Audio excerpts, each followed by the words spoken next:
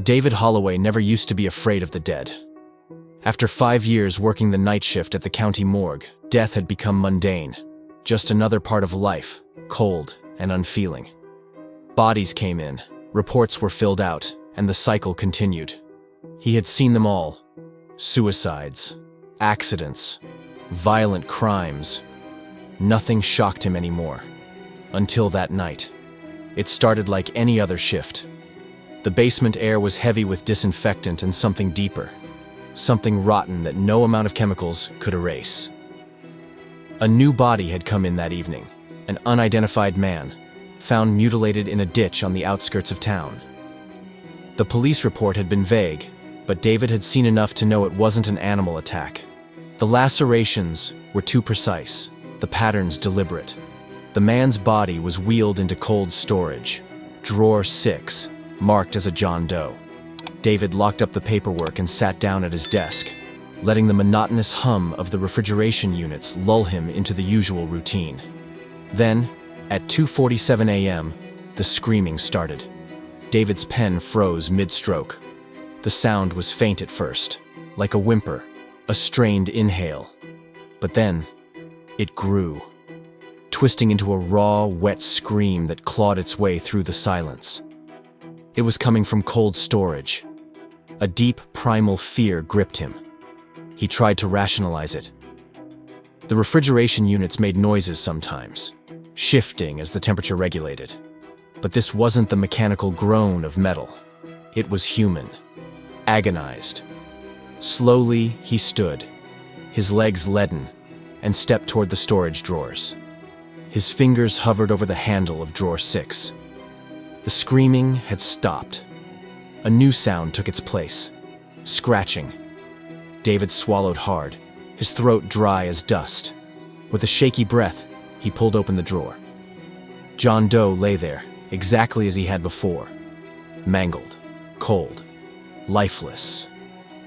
But his fingernails were chipped. Fresh blood caked beneath them. His fingers were stiff, curled into claws against the steel tray, as though he had been fighting to get out. David staggered back, his stomach lurching. No, it wasn't possible. He had checked the vitals.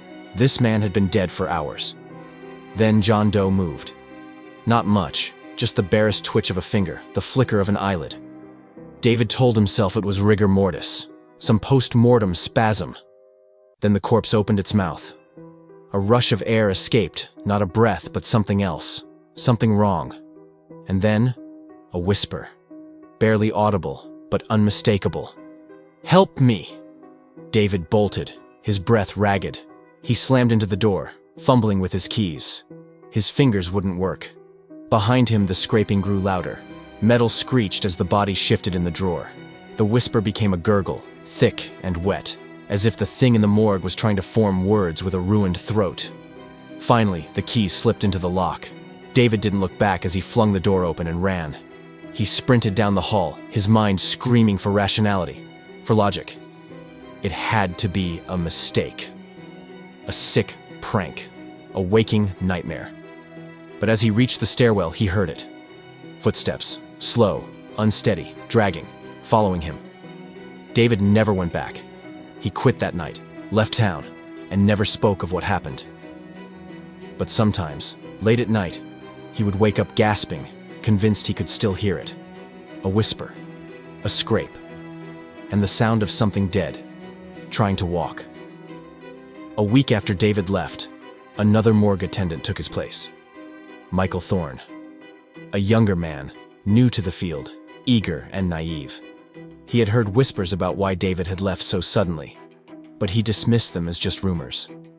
On his first night alone, he noticed something strange. Drawer 6 was empty.